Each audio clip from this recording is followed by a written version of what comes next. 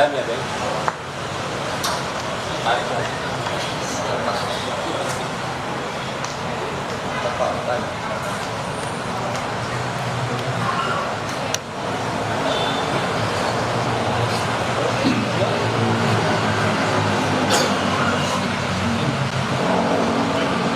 Saudara, Anda menyaksikan Breaking News Kompas TV terkait dengan penanganan perkara dugaan tindak pidana korupsi dalam pemberian kredit sejumlah bank, baik bank daerah dan bank pemerintah terhadap PT Sritek yang saat ini ditangani oleh Assalamualaikum Kejagung. warahmatullahi wabarakatuh.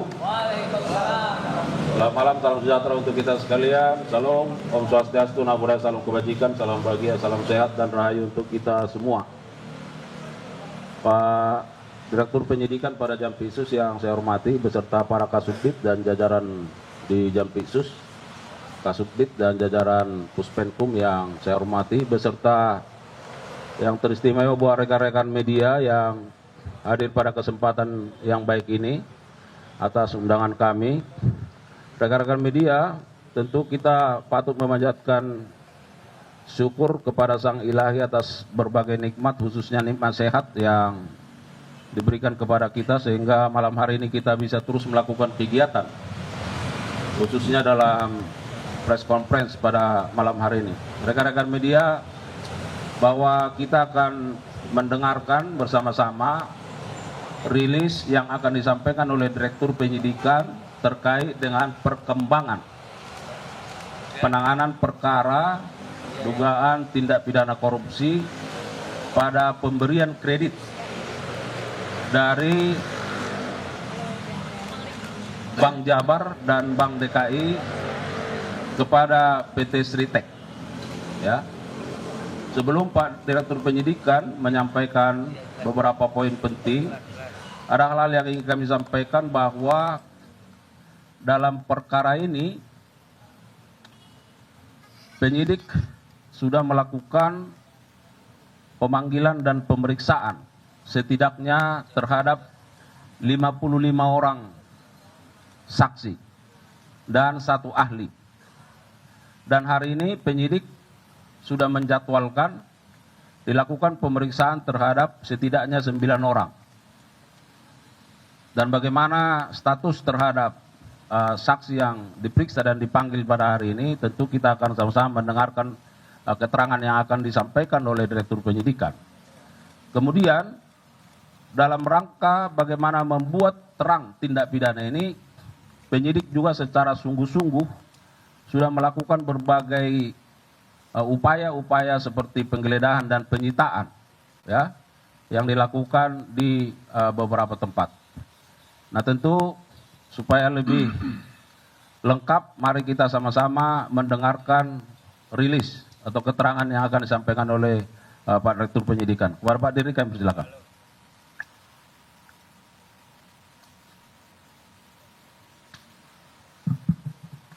Assalamualaikum warahmatullahi wabarakatuh. Waalaikumsalam warahmatullahi wabarakatuh. Selamat malam, salam sejahtera bagi kita semua. Yang saya hormati Bapak Kapus Penkum beserta jajaran, para Kasubdit yang hadir, yang mengikuti kontes malam ini, para teman-teman, saudara-saudara, jurnalistik yang hadir. Pada malam hari ini saya akan menyampaikan perkembangan penyidikan perkara dugaan tindak pidana korupsi dalam pemberian kredit PT Bank Pembangunan Daerah Jawa Barat dan Banten,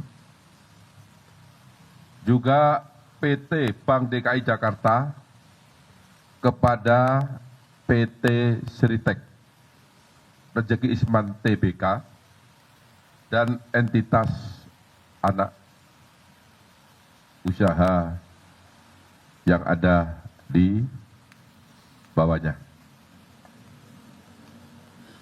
Bahwa pada hari ini, hari Rabu, tanggal 21 Mei 2025, tim penyidik pada Jaksa Agung Muda Tindak Pidana Khusus Kejaksaan Republik Indonesia berdasarkan surat perintah penyidikan nomor 62/F.2 FD.2 10/2024 tanggal 25 Oktober 2024 telah melakukan atau telah membawa 3 orang saksi. Yang pertama adalah Saudara DS selaku pemimpin divisi korporasi dan komersial PT Bank Pembangunan Daerah Jawa Barat dan Banten tahun 2020. Yang kedua, YM selaku Direktur Utama PT Bank DKI Jakarta tahun 2020. Kemudian yang ketiga adalah ISL selaku Direktur Utama PT Sri Rejeki Isman Tbk tahun 2005 sampai dengan tahun 2022. Yang bersangkutan dihadapkan kepada jaksa penyidik, kemudian dilakukan pemeriksaan di gedung Jampitsus Kejaksaan Republik Indonesia. Dan dalam pemeriksaan sebelumnya, penyidik sudah melakukan pemeriksaan terhadap 46 saksi, sebagaimana tadi yang telah disampaikan oleh Pak Kapus Penkum. Dan pada hari ini, penyidik juga melakukan pemeriksaan terhadap 9 saksi. Kemudian juga beberapa saat yang lalu, penyidik juga telah melakukan pemeriksaan terhadap 1 orang ahli.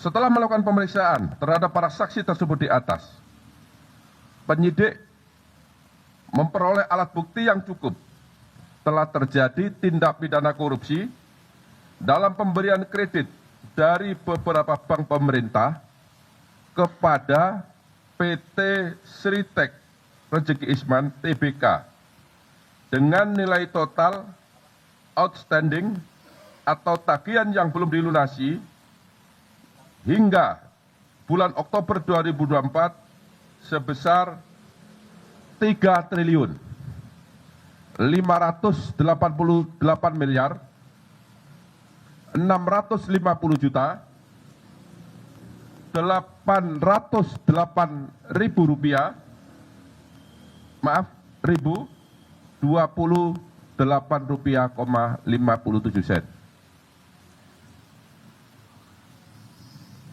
Dengan perincian sebagai berikut. Untuk Bank Jateng sebesar 395 miliar 663 juta 215.800 rupiah. Kemudian untuk Bank BJB, Bank Banten dan Jawa Barat sebesar 543 miliar 980 juta 507.170 rupiah. Kemudian untuk Bank DKI sebesar 149 miliar 7 juta 85.018 rupiah, 57 sen.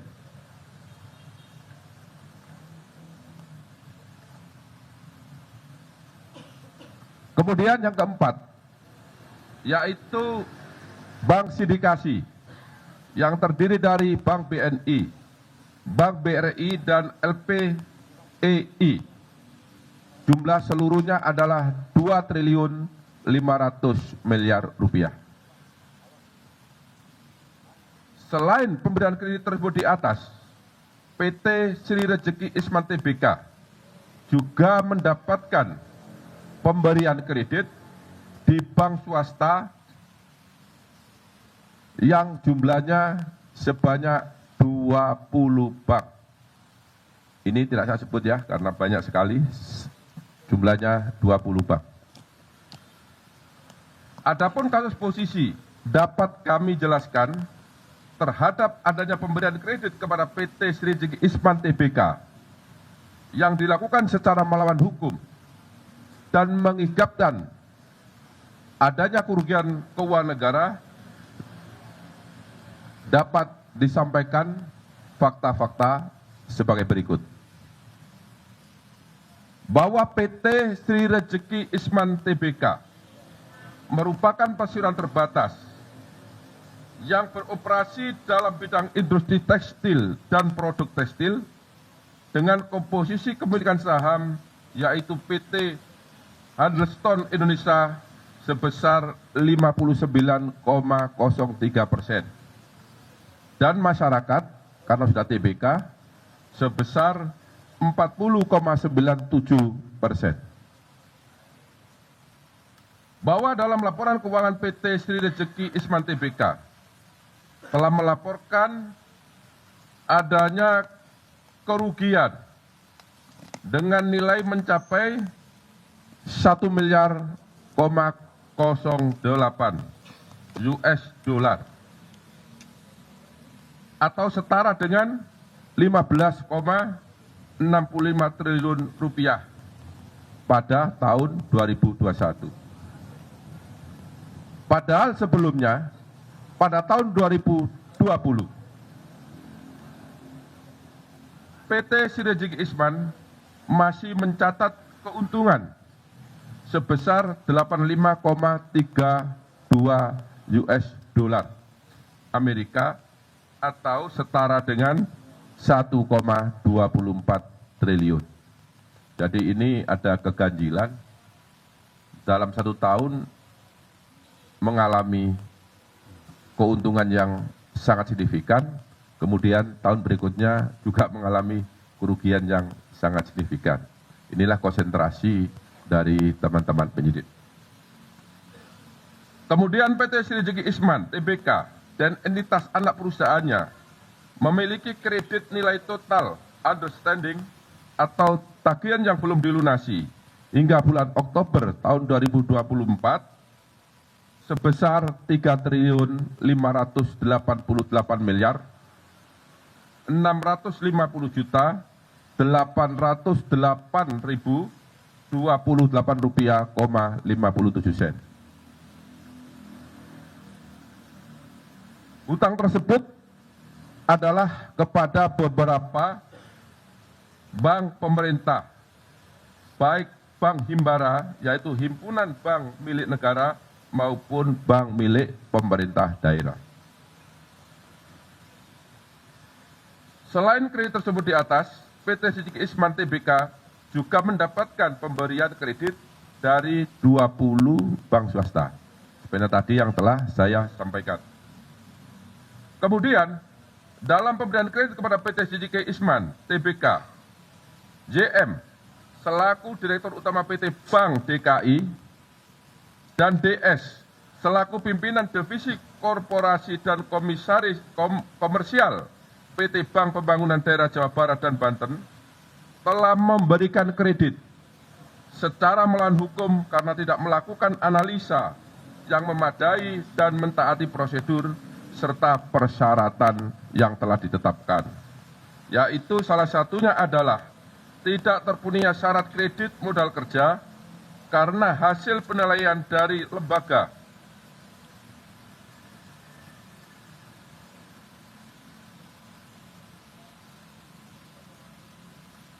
pemeringkat Fit and Modis disampaikan bahwa PT Sri Rejeki Isman Tbk hanya memperoleh predikat BB- atau memiliki risiko gagal bayar yang lebih tinggi.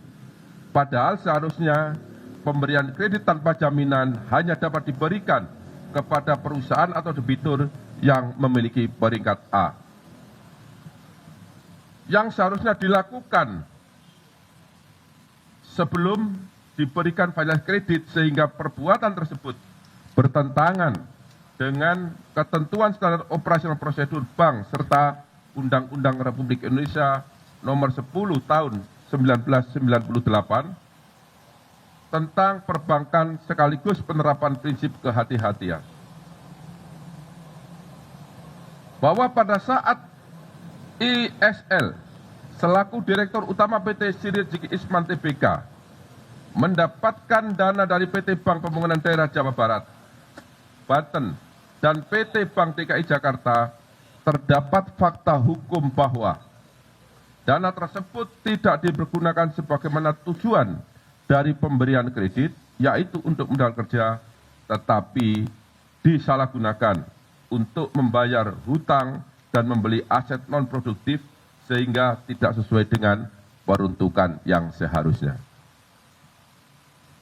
Bahwa kredit yang diberikan oleh PT Bank Pembangunan Daerah Jawa Barat, Banten, dan PT Bank DKI Jakarta kepada PT Sinergi Isman Tbk saat ini macet dengan volatilitas 5 dan aset perusahaan tidak bisa dieksekusi untuk menutupi nilai kerugian negara karena nilai lebih kecil dari nilai pemberian pinjaman kredit serta tidak dijadikan sebagai jaminan atau agunan.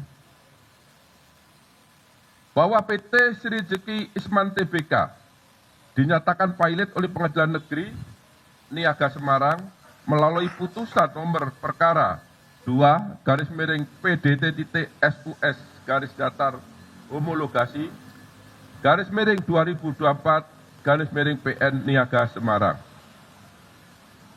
Bahwa akibat adanya pemberian kredit secara melawan hukum tersebut yang dilakukan oleh PT Bank Pembangunan Daerah Jawa Barat Banten dan PT Bank DKI Jakarta kepada PT Sinergi Isman Tbk telah mengakibatkan adanya kerugian keuangan negara sebesar 699.592.188 rupiah dari total nilai outstanding atau tagihan yang belum dilunasi sebesar 3.538.808.028 rupiah,57 sen.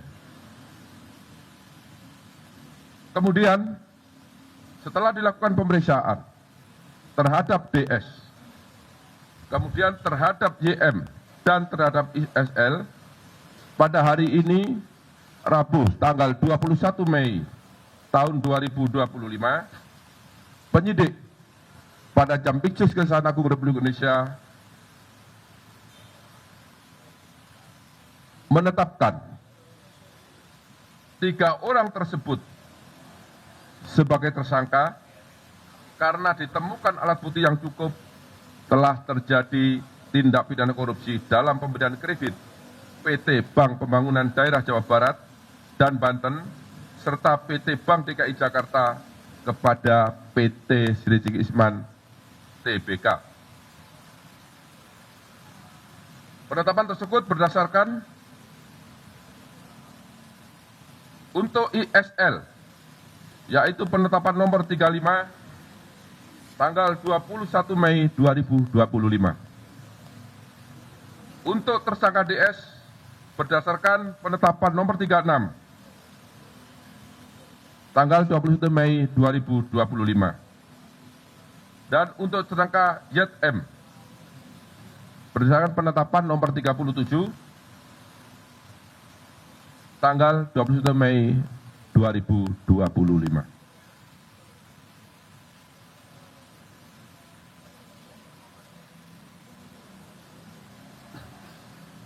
Terhadap tersangka DS, tersangka YM, dan tersangka ISL disangka telah melanggar pasal 2 ayat 1 atau pasal 3 junto pasal 18 Undang-Undang Nomor 31 Tahun 1999 tentang pemberantasan tindak pidana korupsi sebagaimana telah diubah dengan Undang-Undang Nomor 20 Tahun 2001 junto pasal 55 ayat 1 ke 1 Kitab Undang-Undang Hukum Pidana. Terhadap 3 tersangka, mulai malam ini dilakukan penahanan untuk 20 hari ke depan. Untuk tersangka ISL dilakukan penahanan berdasarkan surat perintah nomor 32 tanggal 21 Mei 2025. Untuk tersangka DS berdasarkan surat perintah penahanan nomor 33 tanggal 21 Mei 2025, dan untuk tersangka JM berdasarkan surat perintah penahanan nomor 34 tanggal 21 Mei tahun 2025. Yang bersangkutan ditahan di Rutan Salim Baca Kejaksaan Agung dan sebentar lagi akan dilakukan atau dibawa ke tahanan. Demikian yang dapat saya sampaikan. Apabila ada kata-kata yang kurang jelas, kata-kata yang kurang dimengerti, saya mohon maaf. Dan saya akhiri, wabillahi taufiq wal hidayah.